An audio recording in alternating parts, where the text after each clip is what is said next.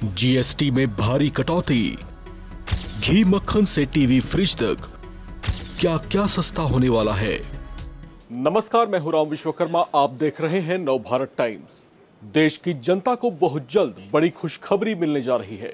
GST council की 56वीं बैठक आज से शुरू हो चुकी है, जो 48 घंटों में इस बैठक के तहत लिए गए फैसलों का ऐलान कर सकती है, जिसका इंतजार देश की तमाम छोटी बड़ी कंपनियों से लेकर विक्रेता और आम जनता बेताबी से कर रहे हैं।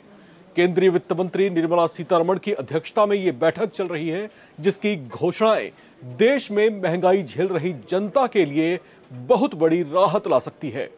पीएम मोदी ने खुद दिवाली तक नए जीएसटी रिफॉर्म के लागू होने की बात कही थी, जिसे तेजी से अमल में लाने की कोशिशें शुरू हो चुकी हैं। जीएसटी रिफॉर्म के तहत स्लैब में बदलाव के प्रस्ताव पर मुहर लगने की पूरी उम्मीद है। इसके तहत 12% और 28% जीएसटी टैक्स को रद्द करने का प्रस्ताव है। उम्मीद जताई जा रही है कि अब तक 12% वाले स्लैब में जो वस्तुएं आती हैं, उन्हें 5% वाले स्लैब में शिफ्ट किया जा सकता है, जबकि जो वस्तुएं अब तक 28% के स्लैब में आया करती थीं, उन्हें 18% वाले स्लैब में मर्ज किया जा सकता है। इसके अलावा एक 40% वाले स्लैब का भी प्रस्ताव है, जिसमें कुछ हानिकारक चीजों को शामिल किया जा सकता है। इस तरह से चीजों के दाम एक झटके में कम हो जाएंगे, जिससे दिवाली से पहले बाजार में एक नई रौनक आ जाएगी। मनी कंट्रोल की एक रिपोर्ट के मुताबिक जीएसटी काउंसिल के फैसले से लगभग 175 वस्तुओं पर जीएसटी की कटौती हो सकती है, जिसमें घी, मक्खन, जैम, चटनी, अचार, मुरब्बा, ready to eat items, snacks, बादाम समेत इन्हीं श्रेणी की बहुत सी चीजें शामिल हो सकती हैं। इसके अलावा इलेक्ट्रॉनिक आइटम्स जैसे एसी, रेफ्रिजरेटर आदि पर भी जीएसटी की कटौती हो सकती है। ऑटोमोबाइल सेक्टर में भी धूम मच सकती है, क्योंकि बहुत सी गाड़ियों और ट्रैक्टर आदि के दाम भी कम हो सकते हैं।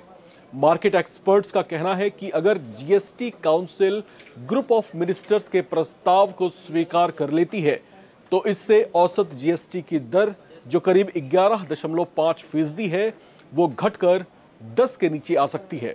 ऐसे में पूरा देश 12% और 28% जीएसटी स्लैब के समाप्त होने की घोषणा का बेताबी से इंतजार कर रहा है।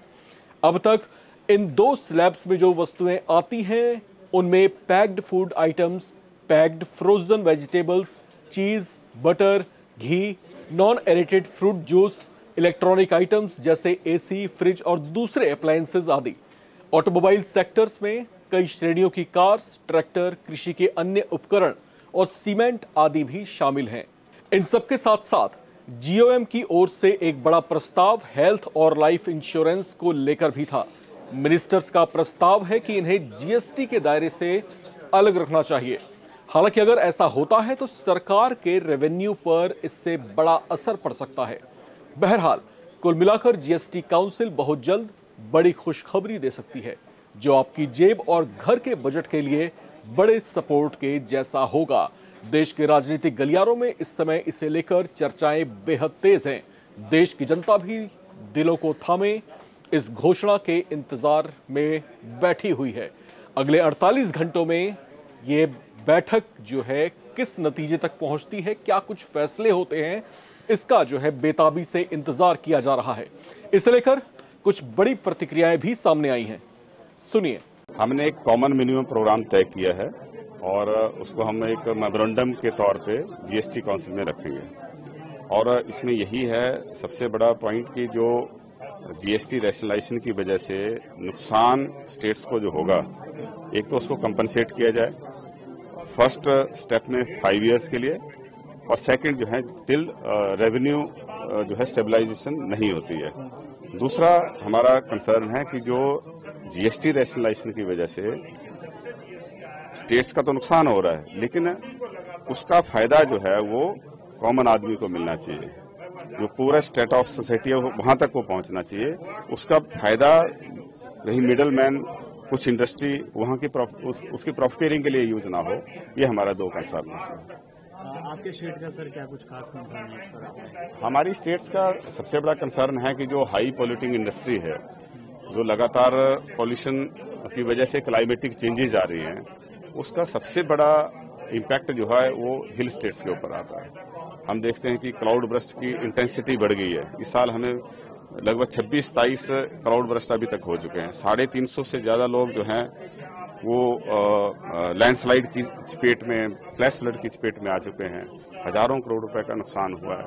तो उसमें वो क्यों हो रहा है उस बात पे जाना जरूरी है, क्योंकि हम तो पॉल्यूटिंग स्टेट नहीं है, तो हाई कार्बन एमिशन स्टेट्स हैं, उनको हमें कंपनसेट करना चाहिए। हम इको सर्विसेज प्रोवाइड कर रहे हैं, हम कार्बन सिंक का काम कर रहे हैं, हम अपने ग्रीन कवर को मेंटेन कर रहे हैं। तो कहीं न कहीं हिल स्टेट्स को भी जो है इसके लिए कंपनसेट किया जाना है। इसमें जीएसटी काउंसिल में इस तरह का कोई मैकेनिज्म अभी तक नहीं है। दूसरा, हमारे जैसे फार्मा इंडस्ट्री है, हाइड्रो पावर प्रोजेक्ट हैं, हमारे प्रोडक्शन के ऊपर भी कुछ न कुछ जीएसटी का कंपोनेंट होना चाहिए। अभी प्रोडक्शन के ऊपर कुछ नहीं है, अभी सिर्फ कंपनसेशन कंजम्पशन बेस्ड है। अब कंजम्पशन, हमारी तो पॉपुलेशन साइज बहुत कम है, हमने तो फैमिली प्लानिंग को अपनाया, हमने तो स्टेट जो भी कंट्री का उसमें जो नीड थी उसके हिसाब से हम चले। आज हमारा जो फर्टिलिटी रेट है, टोटल फर्टिलिटी रेट है, that is below replacement rate, that is about 1.47।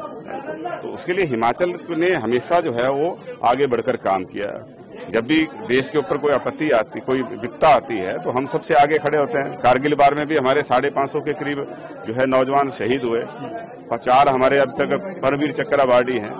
तो छोटी स्टेट है, लेकिन हमने हमेशा एक नेशनलिस्ट अप्रोच अपना के पेट्रियोटिज्म हमारे टॉप पे है।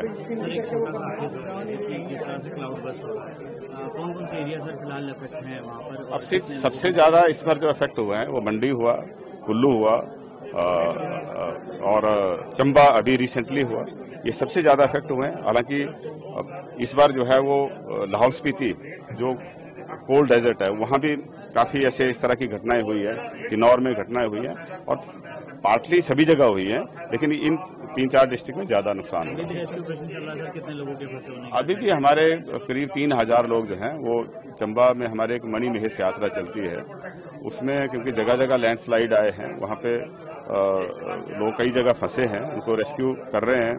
हमारे लोकल लोगों के साथ जो हमारे लोकल एडमिनिस्ट्रेशन है, सरकार जो है युद्ध स्तर पे काम कर रही है। हमने वहाँ पे हेलीकॉप्टर हैं, लेकिन जैसे मौसम खुलेगा तभी हेलीकॉप्टर सर्विसेज का भी यूज करेंगे, लेकिन ज्यादातर लोगों की सेफ्टी जो है वो लोकल लेवल पे हमने इंश्योर की है।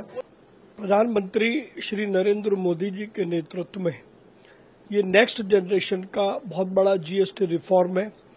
पूरे देश के व्यापारी 3 और 4 तारीख की इस बैठक की ओर देख रहे हैं और पूरी उम्मीद है कि इस बैठक के बाद जो जीएसटी रिफॉर्म की घोषणा होगी उसमें जहां करों के स्लैब में कमी होगी, वहीं बड़ी मात्रा में बहुत सारी वस्तुएं ऊंचे स्लैब से निकाल करके नीचे के स्लैब में लाई जाएंगी। उससे न केवल व्यापारियों को बल्कि आम उपभोक्ता को भी फायदा होगा।